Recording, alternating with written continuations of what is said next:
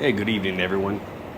So, I can't sleep, so I figured I'd take the quiet time with the less noise from the road and the traffic, and I'll talk about a few things that have been on my mind lately.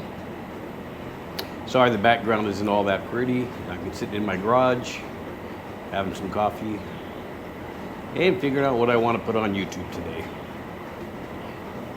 I would like to say thank you for the few people that have given me feedback on some of my videos.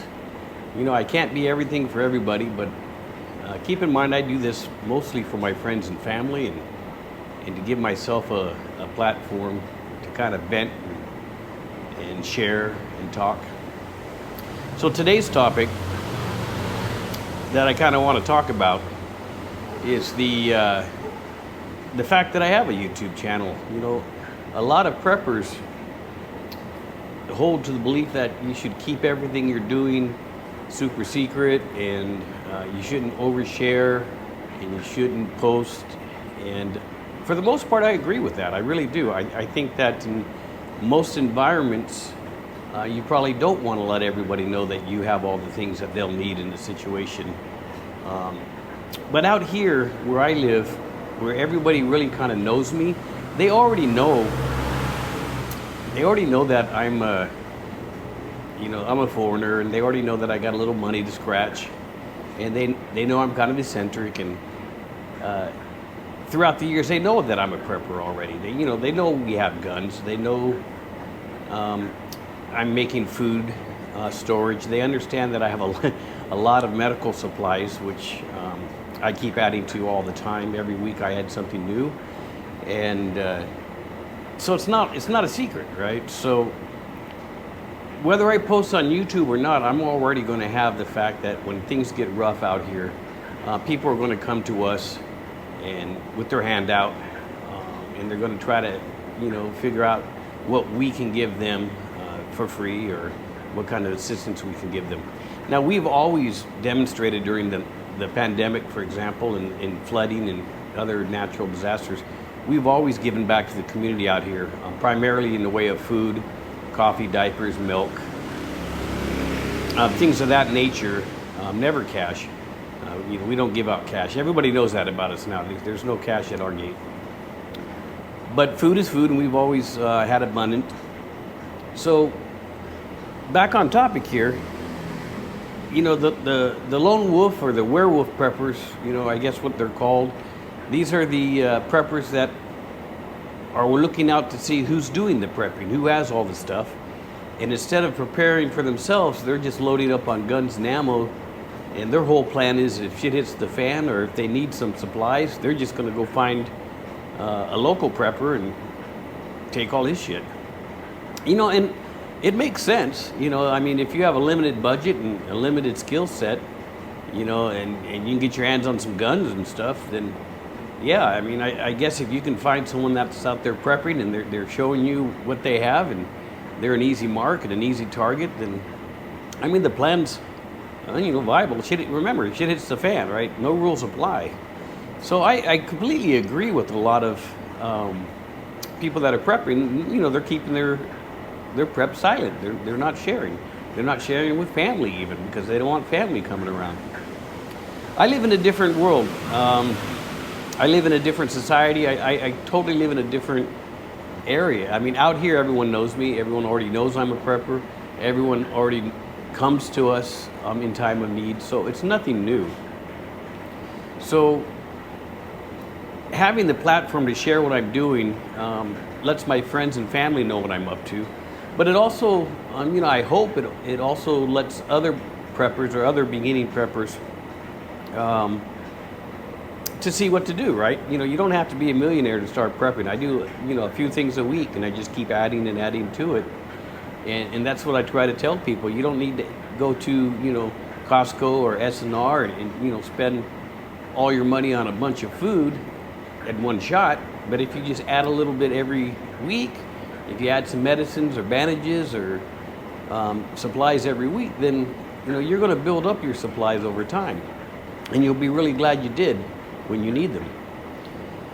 So what am I doing to protect myself from these lone wolf type of preppers?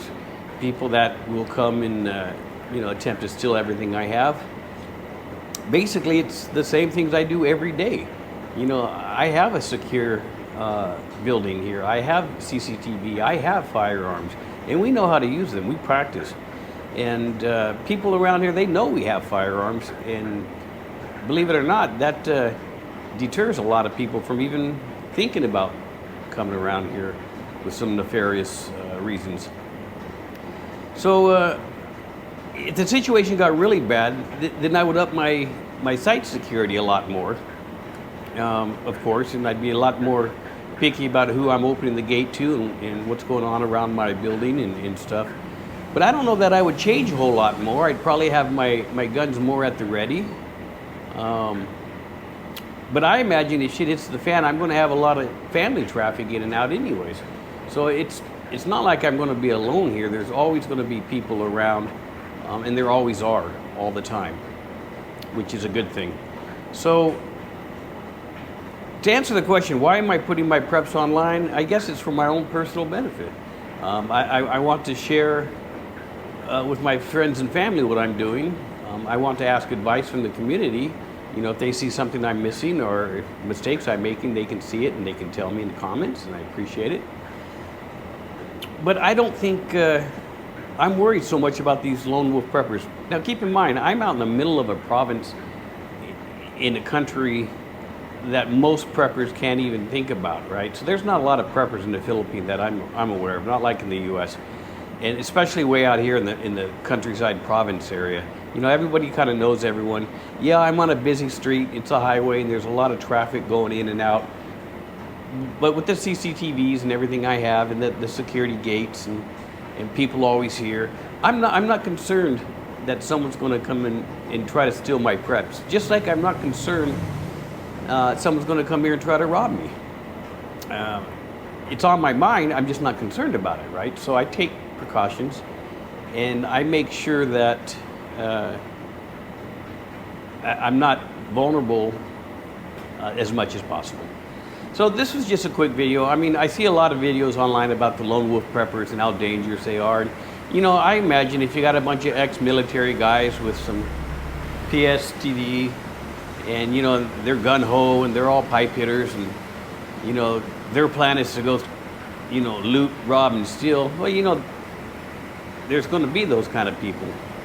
It's just the way it is. So part of my prepping is site security, making sure that I'm safe here, and I don't want to live in fear, right? So I don't. To be honest with you, I take care of my business. And I'm going to keep putting my preps online, and I'm going to keep asking the prepping community for advice. And I imagine in the next event, whether it's another, 2-year lockdown for a pandemic, or, economical issues or food crisis, that my preps are also planning, to cover more than just me. I have a large extended family out here. I can't imagine that I'm just going to turn everyone away in my family. So of course my preps are going to have to be on a scale that can handle my immediate family and friends out here. That was all I wanted to really talk about in this particular video, is the so-called lone wolf preppers. I believe they will exist. I believe people are planning just for that. I believe I'm ready for it if it happens. If this is the kind of content you like, go ahead and please hit the like and subscribe button if you haven't already. I know this isn't the most beautiful environment to film in, but that's not the point of these videos tonight. And again, I'd like to thank you if you watched all the way through to the end. I do appreciate all the likes, and I do appreciate any comments.